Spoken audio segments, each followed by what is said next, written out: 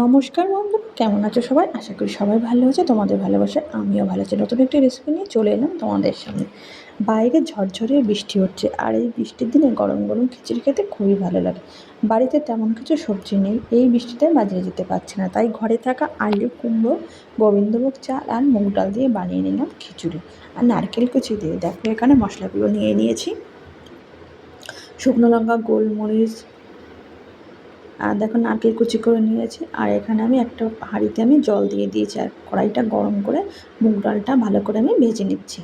যতক্ষণ না পর্যন্ত মুগ ডাল থেকে গন্ধ বেরোয় ততক্ষণ পর্যন্ত নাড়িয়ে যেতে হবে। দেখো ডালটা খুব সুন্দর ভাজা হয়ে গেছে। এবার গরম জলের মধ্যে আমি ডালটা দিয়ে দিলাম, অল্প একটু লবণ দিয়ে দিলাম ডালটা সিদ্ধ করার জন্য। আবার গ্যাসে কড়াই বসিয়ে দিলাম, কড়াইয়ে তেল দিলাম, তেলটা গরম হলে টুকরো করে কেটে রাখা আলুগুলো আমি দিয়ে দিলাম, দিয়ে উল্টে পাল্টে ভালো করে আমি দেখো ভেজে নিচ্ছি।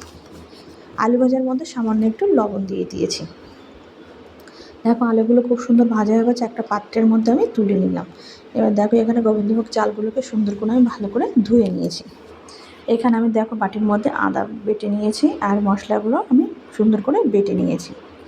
দেখো ডালটা আমার অর্ধেক সিদ্ধ হয়ে গেছে, ভেজে রাখা আলুগুলো আমি ডালের মধ্যে দিয়ে দিলাম।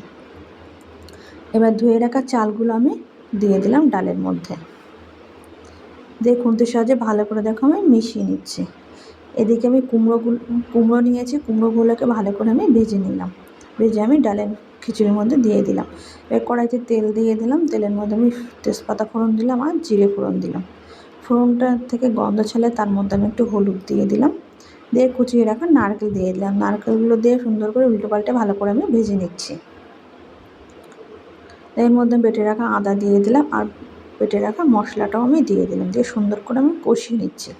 এর মধ্যে আমি চিনি দিয়ে দিলাম পরিমাণ মতো, দিয়ে ভালো করে আমি কষিয়ে নিয়ে খিচুড়ির মধ্যে দিয়ে দিলাম। তারপর সুন্দর করে দেখো আমি মিশিয়ে নিলাম। আর এর মধ্যে একটু জিরে আর একটু ধনে ভেজে রেখেছিলাম, সেটা গুঁড়ো করে খিচুড়ির মধ্যে আমি দিয়ে দিলাম। আর দিয়ে দিলাম ঘি, আর লবণটা পরিমাণ মতো দিয়ে দিলাম, দিয়ে ভালো করে আমি টেস্ট করে নিলাম। লবণটা কিন্তু ঠিকঠাক আছে। আর এখানে বেগুন কেটে নিয়েছি, বেগুনের মধ্যে লবণ আর হলুদ মাখিয়ে নিলাম। কড়াইতে আমি সর্ষের তেল দিয়ে দিলাম, দিয়ে উল্টে পাল্টে বেগুন ভাজা তুলে নিলাম একটা পাত্রের মধ্যে। এবারে একটা থালার মধ্যে গরম গরম খিচুড়ি আর বেগুন ভাজা দিয়ে পরিবেশন করব। জাস্ট এই বর্ষায় জমে যাবে। কে কে খিচুড়ি খেতে চাও চলে এসো আমার বাড়িতে। ভিডিওটি ভালো লাগলে লাইক, কমেন্ট, শেয়ার করো। টাটা।